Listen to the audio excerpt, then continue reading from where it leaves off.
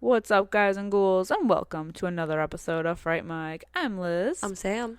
And today we are talking about more sequels, revenge of the sequels, specifically talking about a very beloved one in our hearts and souls. Amen. Amen. We're talking about Guillermo del Toro's Blade 2.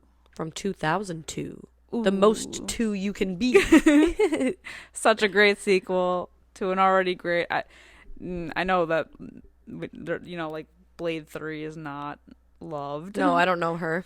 We don't know her. We don't talk about Blade Trinity here. So I won't even say trilogy, but Blade 1 and 2, great movies. Mm-hmm. For me, that's where it stops. That's where it stops. And Wesley Snipes couldn't save it.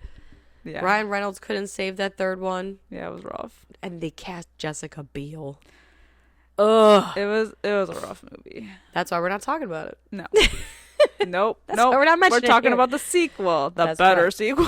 The better of the movies. And they're redoing Blade. I know. Yeah, well, we're always a little cautious with these things. Cautious, for sure. For sure. We'll see how it goes. Yeah. Is it this year it comes out or next year? I think next year. I thought it said 2025. Okay. I could be wrong. Interesting.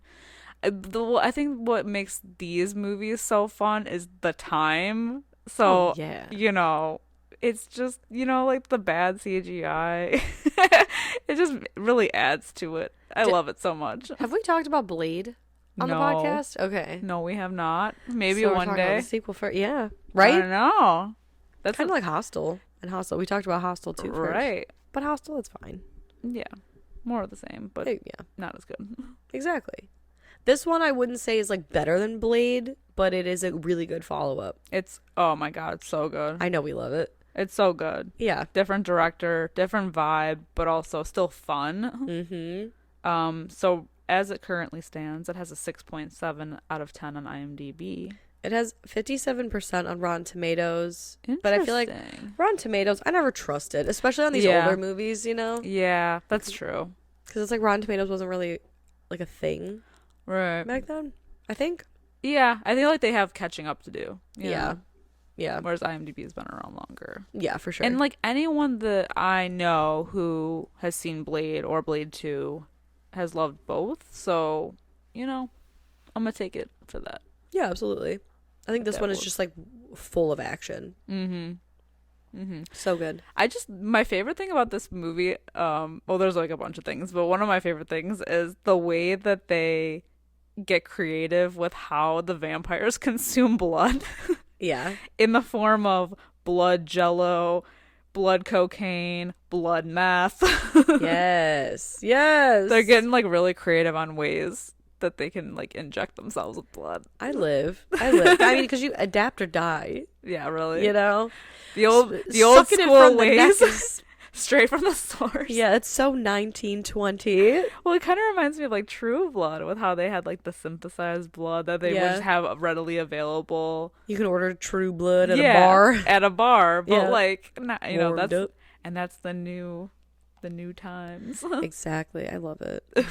Blood cocaine. The new blood.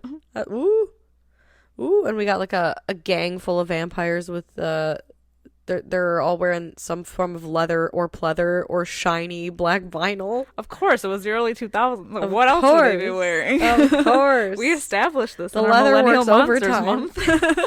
The leather is leathering. It's true. Oh my god, the leather works overtime in these movies. The leather's a paid actor. And it just like boggles my mind because how does one do action sequences in leather pants or a leather trench coat yeah, a duster, if you will? How does it not get caught on everything? I know. Movement. Think about the movement. It's just so sad because every time I see like a long leather coat, instead of thinking of something badass like Blade or Dracula 2000 or whatever, I think of It's Always Sunny. Oh, God. When he walks in, he's like, what's with the jacket? First of all, it's not a jacket. It's a duster, which is like a jacket, except it's longer, thicker, and far more badass. I look like Lorenzo Lamas, and the women find it irresistible. Well, that's just simply not true.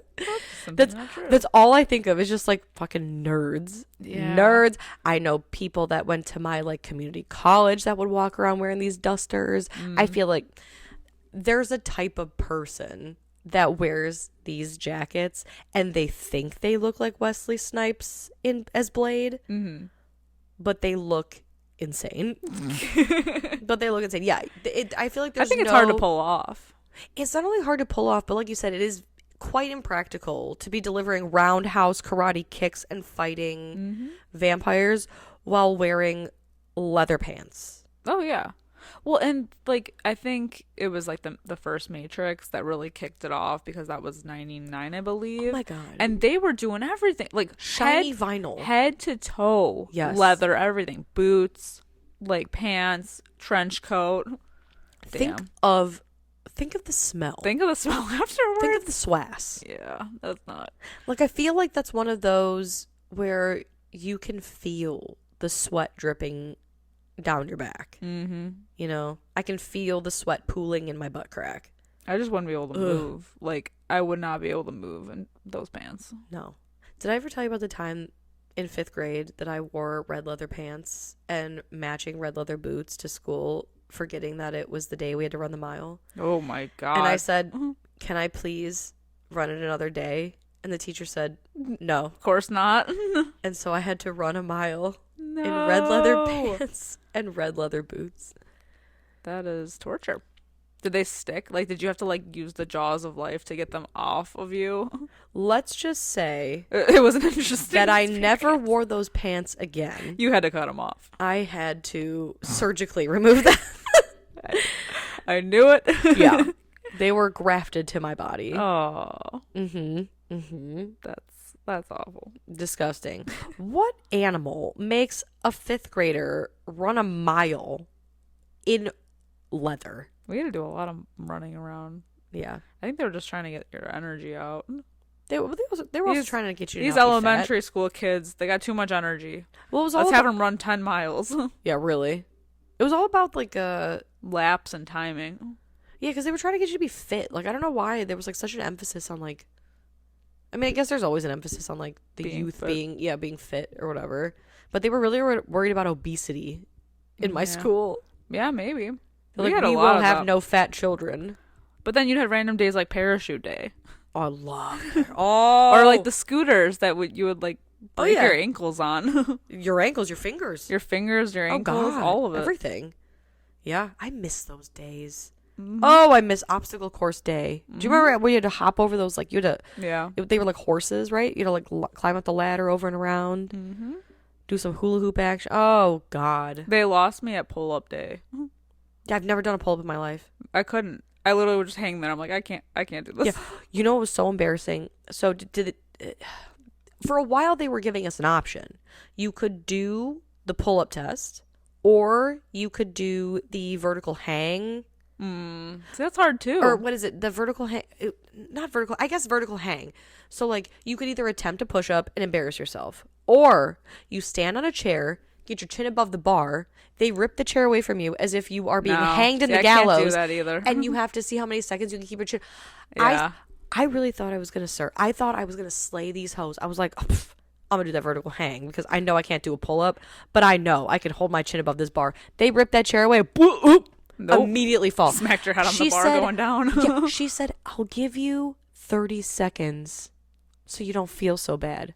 I didn't make it a damn second. No. It's hard. Not a one Mississippi. When you gotta hold your whole body up like that, absolutely not. And at the time, I was only 90 pounds. I was just a little waif. Though.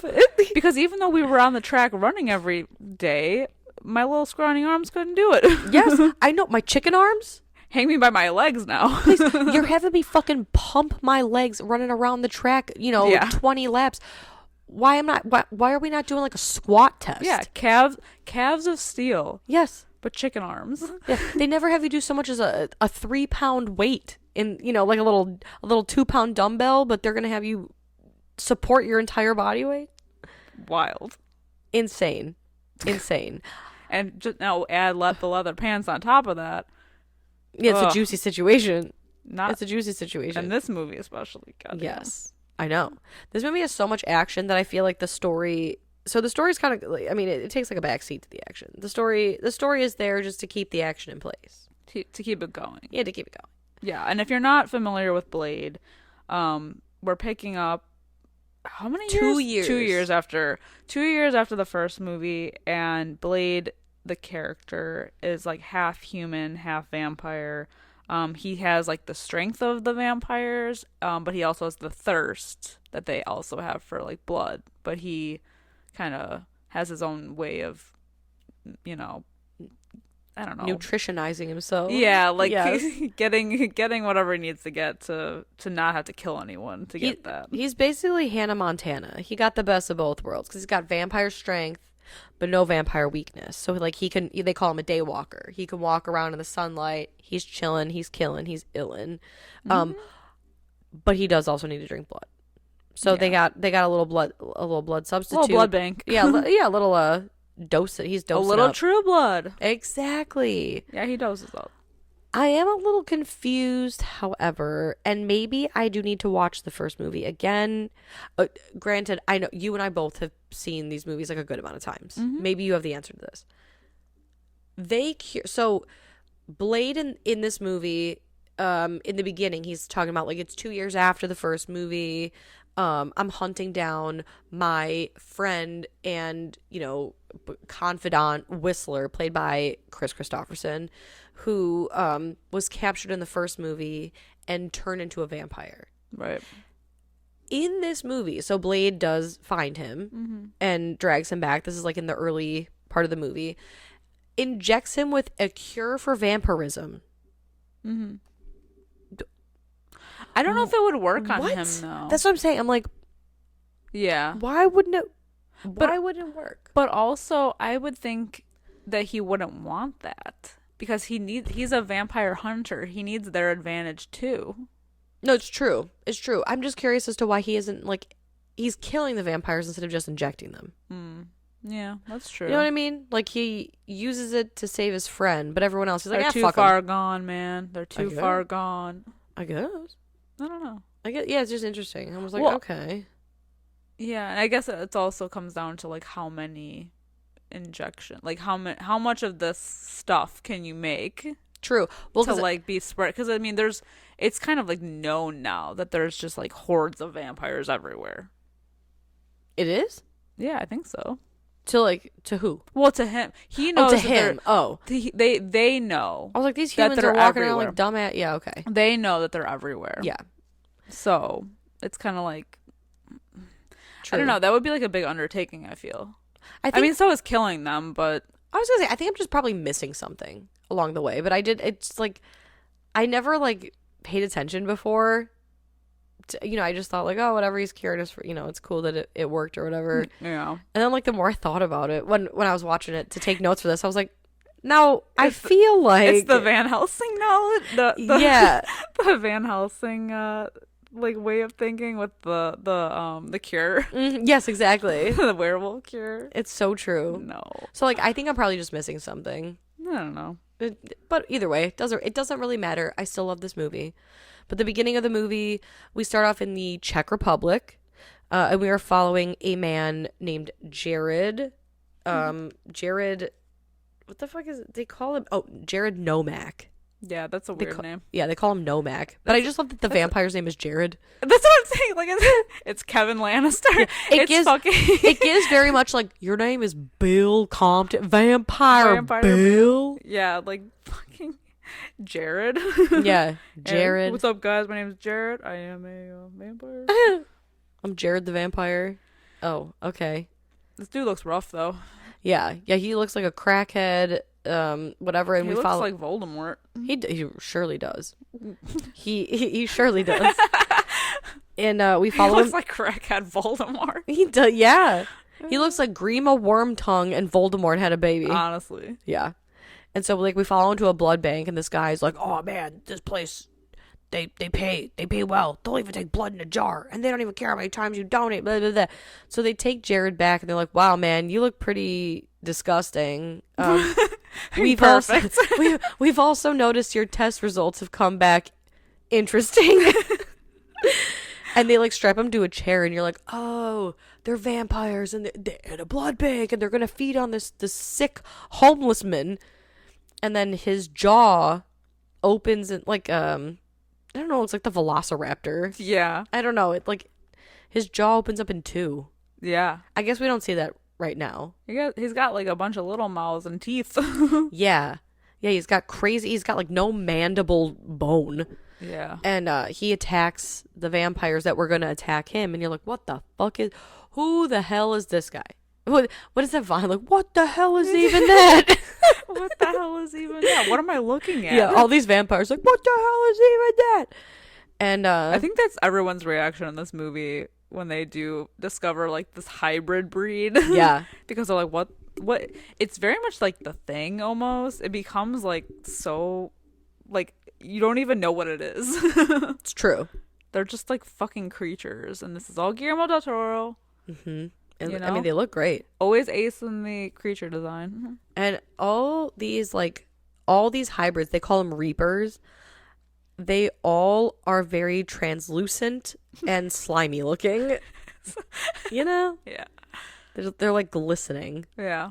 Like it's texture. It's a lot of texture. Mm-hmm. But so, yeah, meanwhile, while he's like attacking the blood bank, that's when Blade is out looking for Whistler, fighting a bunch of vampires. And he finds Whistler in that goo tube. The goo tube. The goo tube. Also very Matrixy. Very true. They have him hooked up a bunch of lines because they're feeding him like through a drip, you know, and he's a vampire. Like, why though? Why do they have him in a goo tube? I don't know, man. Like, maybe he's on like he's the Army Reserve. Of vampires? Yeah. They're like, we need vampires we need some red shirts. You'll do. You know? True. Like, I don't know. I feel like I'm missing something in this movie. Like, I feel like maybe there's just like something we missed from the first one. Maybe it's in the comic. Maybe it's in the comics. Yeah, because you think if they turned him to be with them, they'd want him to be with them. Right. You know? I don't know. I've never read the comics, so I don't know if any of the stuff from the first two movies are in the comics. Mm-hmm. I don't know if maybe I'm just missing something in the movie. Again, it doesn't matter because the whole point was that Blade's taking him back. Yeah. Takes him back to his warehouse, Cures hangout, him. secret volcano lair, where we meet Scud. Oh, played by Norman Reedus. The fucking worst name. Scud. You know, like stud. Because he says he does have a name. He has like the worst lines in this movie, I swear. Yeah, he calls Blade B. B. What up, B? B boy. He's like, oh man, you found him. Gross. And so they lock him in like a deprivation tank, and they were like, yeah, in the morning the sun's gonna come up, so like I've injected you with the vampire cure, and I don't know if it really works, so I guess we'll find out in the morning. Yeah. And it does. Sick. Yeah, it works. And Whistler's back, and he's like, who the hell is this nerd? And he's like, oh, my name's Scud. It's a big old pissing contest with these two. Truly is. But while they're like busy shitting all over each other, two vampires break in. They like know the security system, so they're fucking with it, and they're fighting Blade and all this stuff. And finally, they're like, oh wait, we're representatives of the great vampire nation of whatever. Of the nation. Yeah, we are. I don't know. Yeah, they're like two. It's Assad and Nisa. Yeah. Yeah.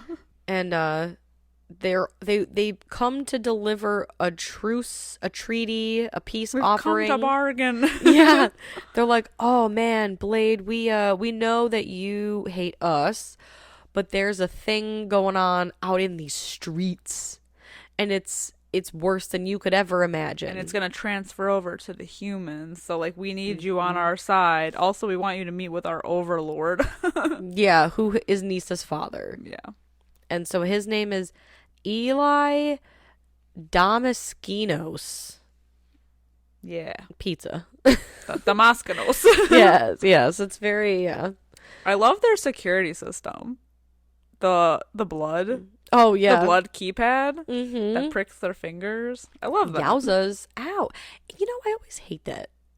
I always hate that in movies. Like, do you ever notice anytime they try to like, they need blood or something, they cut someone's hand? Why? I don't know. That hurts. And because you're constantly bending it. Yeah. That's gonna take forever to heal. Yeah. I did notice though, Blade, when he later goes to feed Nisa because she needs the blood, he cuts his wrist. Very smart. Yeah. It's not the hand, but like it's a also dumbass. Risky. Well, it's risky. You go. If he doesn't know what he's doing, it's risky. Blade knows what he's doing. Okay. Okay. Yeah. Okay. Blade knows what he does know what he's doing. He is very capable in all of these movies. Yes. Yes. Doesn't make any kind of error whatsoever. It's very true. But when he meets this overlord, he is the most moisturized looking man I've ever. I'm telling you. They're wet. I've They're ever seen. Slick looking. They are. They look like snakes or something. Moisturized. He's so moisturized. He's It's greasy. Dude is wet. I know. He looks like I don't know. It's just weird. Like, how come the rest of the vampires like look normal, but he's all like fucked up looking? Honestly, is it an elder thing?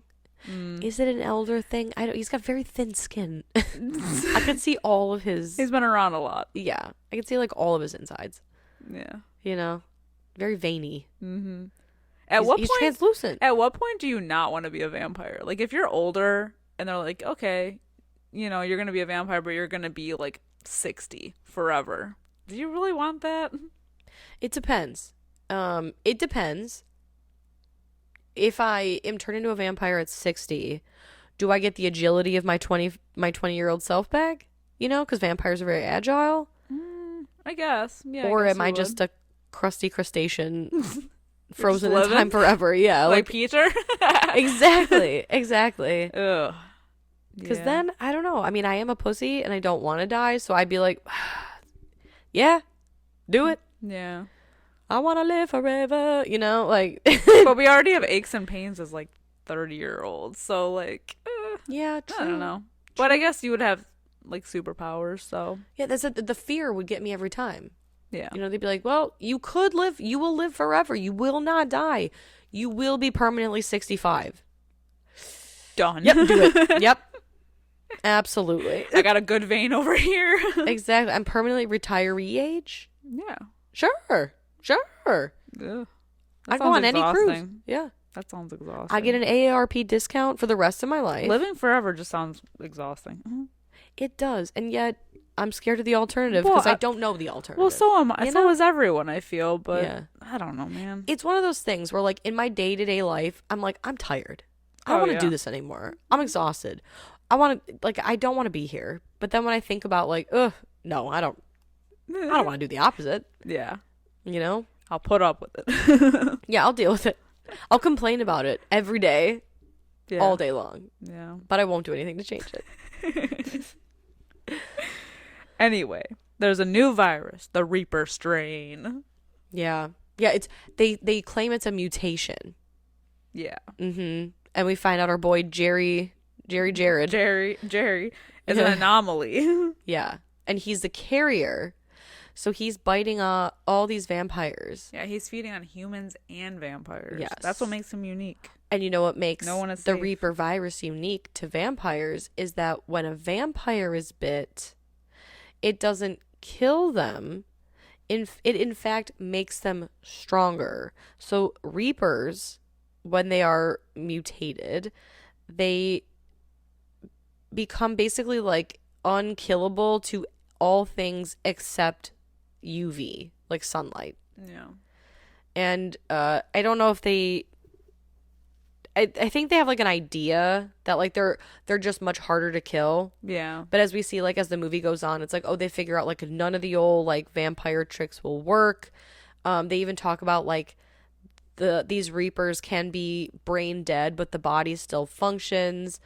They also discover through like a really cool scene, like an autopsy scene, that there's like a weakness in their chest plate, so they could get at the heart if they go at it at like that was the a great perfect angle.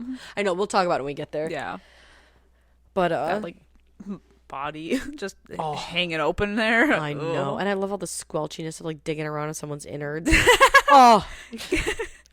Really makes my day. It really does. Oh my God. ASMR to my ears. It's true. Is that weird? No. Right? Yeah, that's a little weird to say out loud. It is. Keep that to yourself next time. You know, I wanted to be a mortician. That's some serial killer. I feel like that's kind of type shit. Yeah. I really like the sound of the body from the inside. But a dead one, like an autopsy. Like I like the sound. You know what? I think it gets worse. So they decide that they're gonna form a truce. They're gonna form a truce, and Blade, he gets to meet his blood pack. Which consists of a bunch of people like Snowman. It's like it's a gang of misfit toys. Lighthammer. Yeah. Verlaine. And the asshole of the group. We've got Reinhardt. Oh God, yeah, we got Reinhardt, and then Chupa, who's like Chupa. He's like Reinhardt's friend. He's like kind of like the watered down asshole. Mm-hmm. But yeah, Reinhardt played by Ron Perlman, who was in Hellboy, another Guillermo del Toro feature. He's so good at playing an asshole. He truly is. Oh, great. And so like immediately, like Reinhardt goes to like show his, whip his dick out to Blade, and he's like, "Oh, Blade, do you blush?" Blah, blah, blah, blah. And Blade slaps a big ol' explosive device to the back of his bald head, and he's like, "I have this detonator. I will be keeping a very close eye on it and you, okay?" And so they come up with this plan. They're going to the House of Pain. They're going to go to the house. They're going to infiltrate a vampire nightclub. And I just love, so the plan is like Whistler, who's now a human, he's going to scope out with like a sniper rifle. He's going to be a sniper from the side on the roof, and he's going to keep an eye. Scud is going to do some surveillance from a van. Feels real very helpful. fitting. Yep, very fitting. The rest of them are going in. They are all vampires except Blade, who is a half vampire. Yeah. Who is like an the expert. Who's enemy number one of all vampires. Yeah. But let's just say he's an expert in the vampire world, right? Like in movie 1, he's been to several, like the opening scene of the first movie is a vampire nightclub. Right. Okay. Yet Nisa feels the need to turn before they go in, to turn to Blade, and she goes, "You're about to infiltrate our world. You're going to see things. You're going to see things you've never seen before." Really? Pretty sure he's seen people being fed on. Right. I mean, he likes to stop that. But, like, to me, the more, like, pressing issue is the fact that I'm sure all of the vampires know who he is. And so if they're, like, trying to be, like, go in, like, Yeah, oh, he's a celebrity. He's famous. Well, like, they're trying to go in and not be noticed, but I feel like everybody would notice him. Who, Blade? Yeah. Yeah, unless you're, like, an idiot vampire. I mean, yeah. I mean, they're all, like, shooting up. Because they're all like, oh, yeah. They're probably, like, not even, like, they don't even know where they are. They're so pilled up. They're so pilled up. They don't even know where they are anymore. It's true. Yeah, so I just love her little disclaimer. Like, because at first I'm like, oh, she's saying this because Scud's with them. And then it cuts to Scud in the van. And I'm like... And then then she says that it's like that whole, I know more than you. Right. Oh, you must be new here. Yeah, exactly.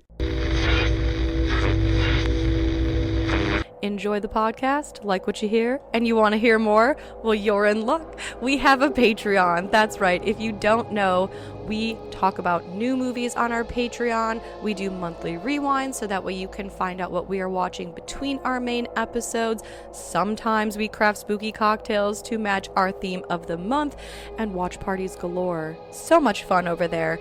Head over to patreon.com/Fright Mic podcast to check that out. Again, if you want to hang out with us a little bit more, then support us over on patreon.com/Fright Mic podcast. And we'll love you forever. Okay, bye.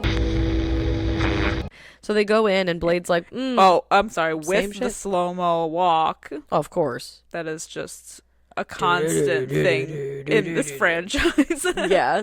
Yeah.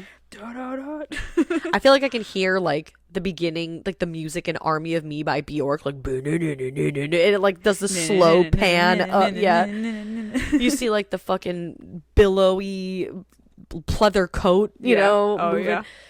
Yeah. The smoke coming out of the sewer grates. Uh-huh. Again, this feels very new metal. It does. Mm-hmm. So they infiltrate this club, and it seems like same shit to me. You know, there's a guy with his spine out. There's some other people feeding. They're doing blood drugs. Honestly, this place looks like it's straight out of Hostel, though. Like, with the weapons room that they had to, like, go through to get into the club. Yeah, true. Like, a variety. I like it. A variety of weaponry. It feels like a museum of sorts. But why would they have that? I don't know. Just so, like, if they had to be on call, they could all leave the club and grab a weapon on the way out? Maybe. Yeah, maybe. I don't know. I don't know half the things in this movie, but I just like it. Oh, right? Yeah. Yeah. I fits in with the Millennial Monsters theme. Just bringing it up in case you did have answers. Yeah. No, unfortunately, I don't. I just thought, well, like, oh, that's nice.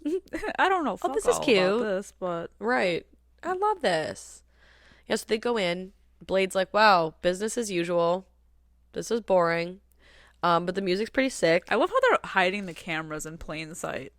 Like, they're trying to be and I know this was like 2002. It gives Bar Rescue. And so, like, they didn't have like cameras the size of like a crumb, but it's like they're slapping these cameras all over the club, and like for why? First of all, because for Scud. But they're there to survey. Yeah.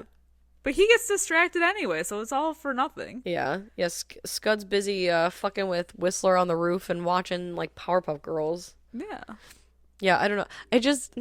It reminded me so much of Bar Rescue, where they're like, these employees have no idea that they're on hidden camera, and it shows these giant fucking hidden cameras. Like, hidden cameras? Yeah, exactly. It's like the 10-gallon hat in a movie theater. Yeah. You know? I mean, I guess we're lucky that they were wireless, I guess. But True.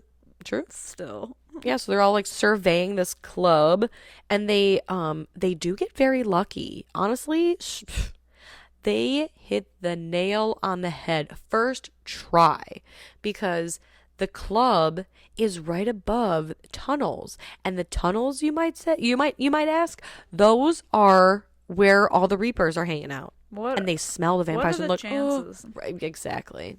What are the chances? Pretty good chances there. Pretty crazy odds. So, you know, they're like, all hell breaks loose. They're dancing, and then all of a sudden, like, the shit hits the fan. So, what's his face? Priest, one of the blood pack, he's killed by a Reaper and turned into, like, he like slowly starts turning into one, and then he is later mercy killed before he can like fully turn. Lighthammer and his girlfriend, I want to call her Valeria. Her name's Verlaine. Verlaine, yeah. They're moving on through the club, and Lighthammer is attacked by a Reaper, but they like don't say anything. Yeah. Which historically just always goes over so well. Yeah, right. Yeah. Only makes sense. Of course. Conceal, don't feel. I just like the body horror in this too. I mean, it's already like the Reapers already look really cool anyway, but like what happens to them when they get like hacked to pieces, and just like the way that they infect others. Yeah. And then when they have that whole mouth thing happening. Oh my god, I love that. It's wild. Because it looks like they just kind of like a tattoo or like a line running like through the middle of their chin. Mm-hmm. But it opens up. Yeah, to a bigger mouth. It's amazing. It looks like some kind of like venomous plant. I was gonna say something. It does look like a plant. Yeah, it's so like, I don't know. I never watched Stranger Things, but it looks like something from like Stranger Things. Oh yeah, the Demogorgon. I think so. I might be saying that wrong. Something like that. That sounds right. Yeah. Demogorgon, the Demogorgon. I think it's a I don't know. I don't know. I don't want to botch it. But yeah. It's like that, I think. That's what it looks like. And so they're all kind of like moving through the club. Whistler disappears. Scud, who's in the van, he is attacked by a horde of the Reapers, but he manages to fend them off by starting the van up and blasting them with some UV light. And then most of the Reapers in the club, they get got, but Blade, he faces off with Jerry the vampire. And that's when they find out that they're immune to like silver and garlic. Yeah. Jared, It's so silly to say Jared. But I guess in Fright Night his name was Jerry. Ugh, doesn't matter though. I know. I keep saying Jared because it reminds me of Sex in the City. Jared. The guy that's I don't know if no one fucking watches it. Doesn't matter. Doesn't matter. Jared runs off because the sun comes in. Yeah. And like kind of burns him a little. He's like, oof, gotta get out of here. So yeah, they kind of like all come together to report their findings. And Scud's like, hey man, I think that's pretty odd that Whistler disappeared. And when Whistler reappears, Blade's like, and where the hell have you been? Right? But Whistler's doing his job. He was. He found the whole nest under the tunnels. Exactly. And they find one that got stuck. And so they kind of use him because they're like, oh shit, he's dying already. Like, look at that. Why is he dying? And Blade says, well, he's dying because with time, the more time that goes by that he hasn't fed, it's killing him because this new breed of, reapers, their like metabolism is so high that they need to feed like constantly. Yeah. Sick. The autopsy scene is amazing. So good. Nisa is that bitch, and she's, just like surgically, she's like the doctor. I don't know. Yeah. She just knows. She's the Wilford Brimley of the group. I forget what his name is, because doesn't he like examine the shit in The Thing? Oh yeah. I think about that right. Yeah. Yeah. Yeah. It's so great. Yeah. The fact that it's still like even without the head and everything still reacts like its body or like its heart is its own like system that can still control the rest of it. Yuck. Oh, it's wild. It's a body moving without a head. Yes. Yeah, because she like cuts her finger. Like the Thing. Yes, exactly. It's so gross. But yeah, oh my god, it's great because she has Scud squeeze this like tooth in its mouth because they can see it's got no mandible bone, and the poison that like the virus is carried via the saliva on the tongue, but not necessarily anything else in the mouth. It's not through like the bite. Yeah. But there's this like weird like tooth on the side, and she's like, hey Scud, why don't you go ahead and squeeze that? Oh. And it's like it oozes out this neurotoxin, so whoever's getting bit is like numb, like or like paralyzed. Yeah. And then she rips off the breastplate of the vampire, which the sound it makes. Oh, I could listen to that all day. It's so juicy. Man, it's like music to my ears. I don't know why it's so squelchy and wet, but it's great.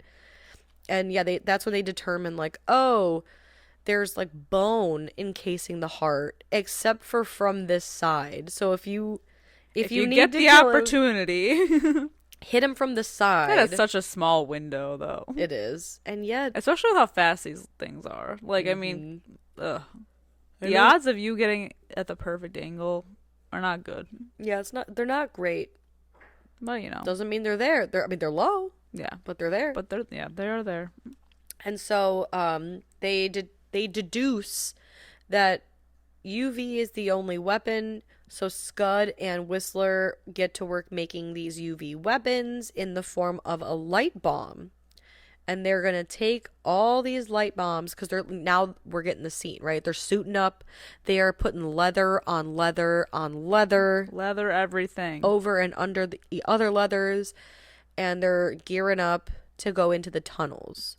They want to go during the day to get the advantage. However, the tunnels are all dark, so what is the advantage? I don't know, but I like how it's always a steamy tunnel. The nest is always a steamy tunnel in the ground. It's the Ninja Turtle headquarters. It is. Why underground? I know. Yeah, so they go into these tunnels, and they have this like ultra mega light bomb box. I like the bomb. It's a bomb. It's a good idea. Yeah. It's crazy that they came up with it in like overnight. Yeah. They said, we've got 18 hours. What can we do? Let's make a UV bomb. Yes. And they make so many of these light bombs too. Mm-hmm. It's crazy. They're really great though, because basically when they go off, like everything around, if you're, a vampire, disintegrates. It's fantastic. Burst into flames. I know. So they're going down in the tunnels, snaking their way around. They kind of divide up into 3 little groups. Verlaine and Lighthammer, thank you. Oh yeah, he turns and he finally turns. Yeah. Because she's like, oh man, your scars on your back are healing so well. And he's like, sick. And next thing you know, he's a Reaper. Yeah. He kills Snowman. Yeah. And then Verlaine kills herself and him. By exposing them to light. Yeah, they didn't even like get to anybody yet before they're all dying. And it's, yeah. They go one by one, man. And then in another part of the tunnel, Reinhardt and Chupa are kind of like antagonizing Whistler. And then they end up attacking him, and they're like, oh, we had to lose Priest because of you, so now Blade gets to lose, a member of his team, and they start beating him up. But they have gone into these tunnels looking to attract all of the Reapers, and so they were each given a bottle of Reaper pheromones. And so while Chupa and Reinhardt are, like, attacking Whistler, he sprays the pheromone on Chupa. And Reinhardt, he decides he's going to go with this light bomb and try to, like, set it up. And so while Whistler and Chupa are alone, all the Reapers come and they attack Chupa and they end up killing him. And Whistler somehow manages to escape. He's crafty. For an older dude, the man, was crafty. He was crafty smart. In the first he one, can move. Too. Amen. He's a useful guy to have around. Uh-huh. And then I think in the other part of the tunnel, we got Assad and Nisa. They are attacked. I think they're with Blade, or at least, they're in the water, and he gets, like, dragged under. Uh-huh. Sick. They're hiding. They're hiding under the water. So, R.I.P. to Assad. Yeah, they're just, like, killing all these things off, basically, like, in hordes with these UV bombs. And basically, it all amounts to Blade finding out that he's been betrayed by not only Reinhardt, but Nisa, who was, like, working with them to bring him there. And he was just a lure. Yeah. Yeah, she was like, because they basically wanted, they wanted to drag them all there, or they wanted Blade, I guess, to come. Yeah. Right? And this is all being... Damascus? Yeah, Damaskino? Damaskino, I don't know. It sounds like a designer. Damaskino? Like Moschino. Yeah, what? Oh my god, what kind of shoes are you wearing? Yeah, he's the one that wanted to capture him. Yeah. And I don't really know why. I feel like that wasn't made clear.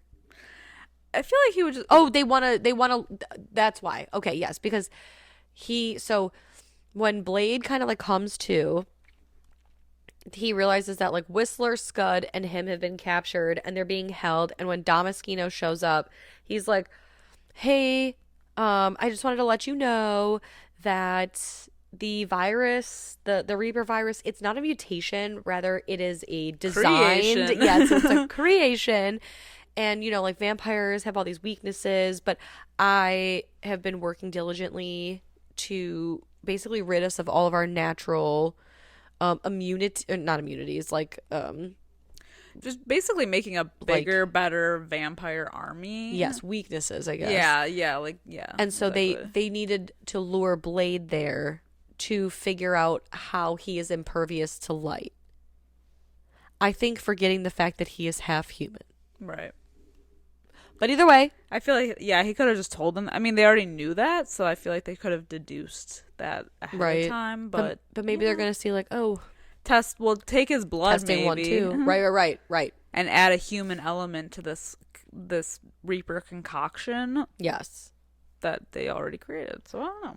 But it's great because, like, this is when shit starts to unravel. Because right before they get captured, Whistler runs into Jared in the tunnels. And you're like, oh, shit. He's going to get got by Jared. R.I.P. Whistler. But Jared comes up to him and he's like, hey, I have a secret for you.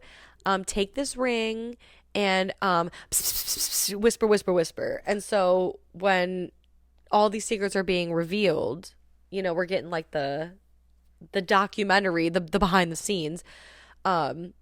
We not only find out that Damaskino's behind all of this, but that Jared is Damaskino's son, who he did a failed experiment on. So he's kind of like first run. So kind of revenge. And also another twist. What's his face? Blade goes to blow up the bomb on the back of Reinhardt's head. And he's like, oh, sick. Now I can detonate this. And Scud's like, actually, It's a dud. I'm a familiar. I'm a familiar for Damaskino, and I haven't been, blah, blah, blah. Like, honestly, at the end of the world, kind of thing. Like, I'd rather be like a pet to the, a pet than like a servant or something. Exactly. Yeah. So like, he's trying to get in like the good graces with the vampire so that way he can, I don't know. Be in a better position, I guess. Yeah. He's still a servant yeah. to the vampire overlords, but he's a higher ranking servant than just like food and cattle, basically. Basically, yeah. And he's like, oh yeah, that. So everybody betrayed him. But yeah. he still does not lose his cool. No, because Blade, he's always at least one step ahead of everybody. Because Scud's like, what you think of that, fool? He doesn't say that. But he's like, what do you think of that, Blade? And Blade's like, oh my god, so cute. So first things first, I knew the second that you betrayed me because you're a shithead. And two, so obvious. Yeah, obviously you're just like so obvious with it. But two, that bomb, it's not actually a dud. And then it explodes in his hand and blows Scud everywhere. There are pieces of Scud everywhere. Lining the walls of this joint. Yes. Scud pieces. Aww. What's the scuttlebutt? I don't know. That makes no sense. I couldn't think of a better name than Scud. He has supposedly made that up himself. That sounds about right. Yuckies. So, R.I.P. to my man Scud. He is literally everywhere. But not to worry, because Whistler saves the day, saves Blade. Damn straight. Daywalker. Yeah, because they take Blade and they're like, we're going to experiment on you. Yeah, they want to like harvest his blood and all that shit. Yeah. Whistler says, no. Releases him. Blade falls into a pool of blood. A literal bloodbath. Yeah. That Damaskino just has. Which, by the way, is like one of the like cuntiest like little scenes I've ever seen in this movie. Can I say that? But like earlier in the movie, Damaskino's lawyer is like, do you feel like you could probably sacrifice your daughter if this like shit goes south with Blade? And he's like, absolutely. Yes. I don't give a fuck about her. And he's wearing his long robe and he walks slowly into his like little bloodbath and the cape is trailing behind him because he's wearing it in the bloodbath. He's a diva. I was like, that is so cunty. It's a diva move. I for love sure. that. Yes. I wish I could do that. Just not care about anyone. I just feel like a diva. No, like walk into a bloodbath with a robe. With a robe on and be like, oh. Honestly. Yes. That's the move. That's the real power move, I think. I think so. I think you hit the top when that happens. Oh, man. But what goes up must come down. Yeah. Because the downfall of his entire family. Exactly. Because he's like, oh, Blade's like, oh, your son's going to kill you. And he's like, he'd have to find me first. And Blade's like, he knows exactly where you are thanks to us. Because he like, I don't know, gave him the fucking coordinates. I don't know. But in comes Jared, Jared, the fucking hammer. And so he's like going through people. Blade now being refreshed from the bloodbath. He's fighting like henchmen and Reinhardt. Yeah. Oh man, the way that he kills Reinhardt is so satisfying because he's such a piece of shit. Yeah. Oh, it's great. Slices him in half. Incredible. Man. Oh, you love to see it. I do. Yeah. That's like not one but two slices in half in this movie. Yeah. Because that other dude got his head sliced in half. I know, and his eye was still blinking. Yeah, and it like flopped over to the side. Flop Tina. Hi flop. No, this is good though. This is satisfying. This was needed. Yeah, it was. Yeah. Love Ron Perlman. But he was running his goddamn mouth this whole movie. He runs his mouth in every goddamn movie. Oh yeah. Yeah. I can't think of a single movie that Ron Perlman's in where he's like silent. Yeah. Yeah, maybe Drive. Drive's a pretty quiet movie. He's in that, right? But, he still talks, but yeah. Anyway, back to this. Ron Perlman, sliced in half. The best. Nisa and her father, they're like hiding from Jared, but Nisa, who now is like disillusioned with her dad, she's like, man, fuck you. Yeah. I know what you did. Mm-hmm. She's like, ooh, yeah, I know we came in here to hide, but I did let him in. So sorry about that. So yeah, so Jerry kills him. Mm-hmm. Yeah, because his dad's like, all of a sudden now he's like, oh, I'm so sorry. Yeah, I feel like it's way too late for that. Yeah. Like, the fact that he would even try. He's doing that whole like, oh, you're my son. Yeah. Why don't you roll with me? No, Jared knows better. He knows. Jared's been out in these streets. He's got now. the short end of the stick on this whole arrangement. Yeah. He's mad. Jared's big It's mad. over. Yeah, he kills his dad, and the daughter watches, and she's, basically spits on him. And then she, I don't know, it's like a very being, like, vampire stuff is just like, I feel like it's like inherently kind of like sexy. Oh, yeah. In these movies, like the 2000s movies. A lot of incest. So, like, even though Jared and Nisa are brother and sister, the way she pulls her shirt off and is like, come on, just finish me off. I was like, oh, God. It's like a Van Helsing thing. Oh, yeah. Those siblings are definitely, they want to fuck. They definitely are. Yeah. And so, but this one I get less of that vibe. At least, like, in Van Helsing, it was older times. It was more common. This was 2002. True. Okay. But I guess the vampire, like, lore lives on. Yes. The lineage and lore lives on. Yes. They're still operating under, Once like, a vampire, always a vampire. Yes. Well, they're still operating under the whole, like, we have kings and queens. We have, like, lords, you know? Yeah. It feels very ancient. They're very old school. So this is not even, like, an uncommon But at least thing she for wasn't them. like Jared. Like the way that way that she's Valken. Like oozing with sex. Valken, please. Dripping. Yes. At least this girl's like, hey Jared, why don't you go ahead and just like, can you gnaw on my neck a little bit here? Exactly. Why don't you go ahead and just take me out?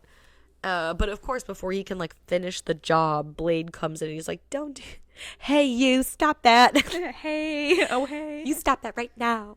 And so they fight, Jared and Blade. And it's like the ultimate, the face-off. And it's like a pretty sick fight scene. It is good. There's a lot of good action scenes in this. Oh my god, there's so many. They're very like chaotic too. Yeah.